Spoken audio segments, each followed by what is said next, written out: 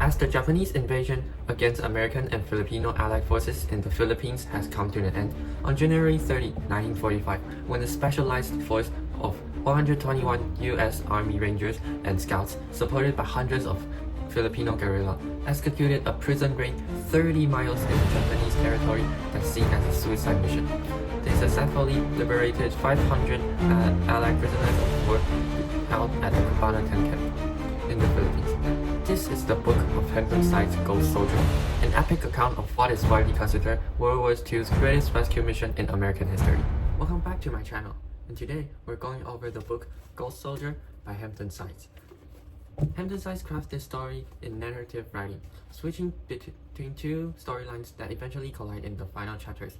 The first narrative focuses on the Allied force from the initial defeat in 1942 through the years of imprisonment, and the second tracks the Rangers as they plan the 1945 2-1 action.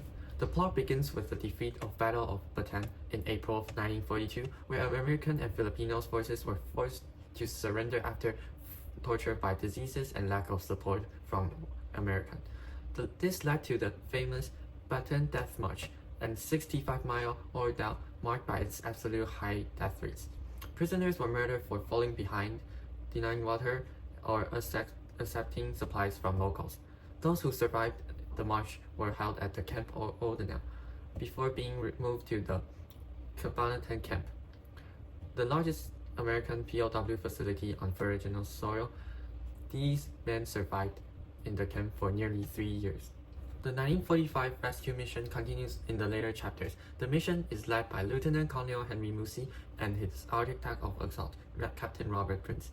Faced with the time pressure that the Japanese were going to massacre the prisoners, the 6th Ranger Battalion joined with Allied Scouts and Filipino guerrillas. Guerrilla leaders such as John Pajola provided essential local knowledge and tactical advice. Local guerrillas not only supported Rangers but also prisoners in the camp.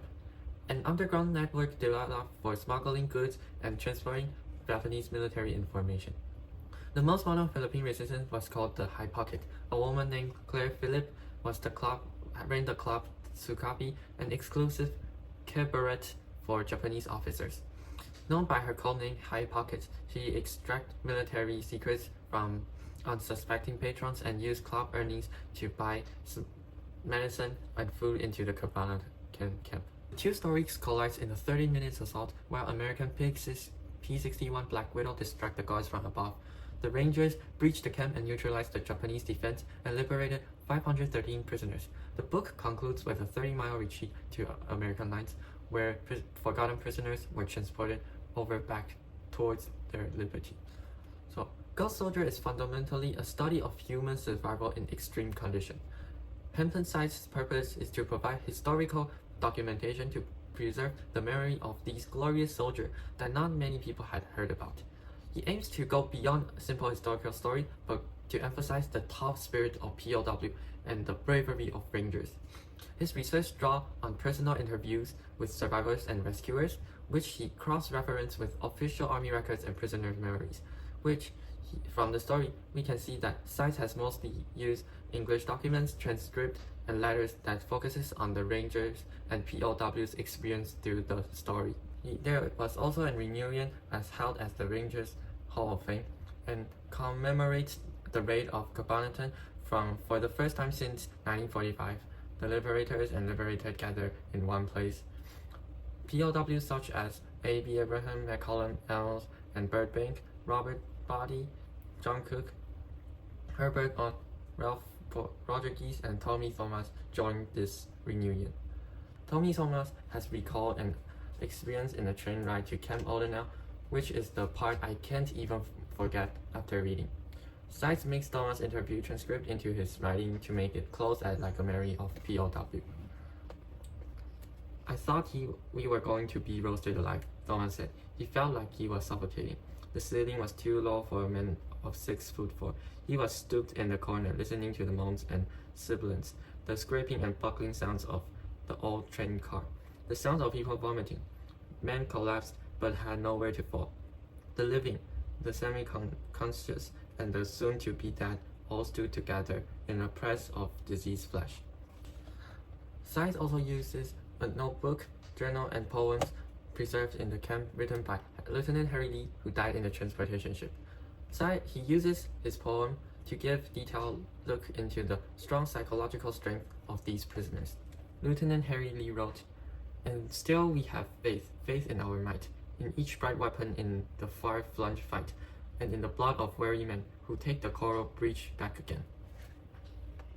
So, other than using the words from POWs, he approaches his goal by describing the action of Japanese soldier.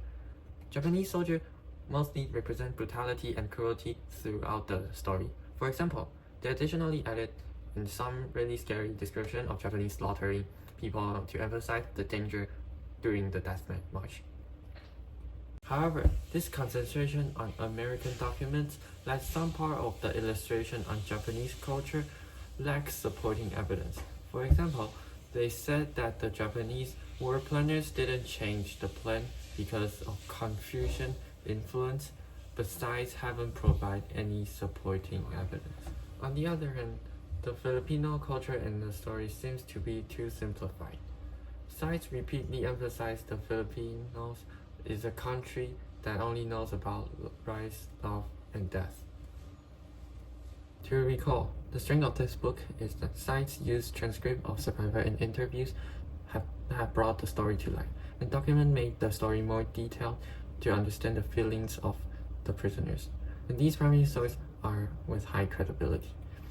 But the story also lack of documents to support the claim on Filipino and Japanese, and the author had some biases on the cruelty of Japanese and oversimplified the culture of Philippines. So I think this book is a pretty awesome book that deeply explored the POW and Rangers circumstance in World War II from the diverse document usage.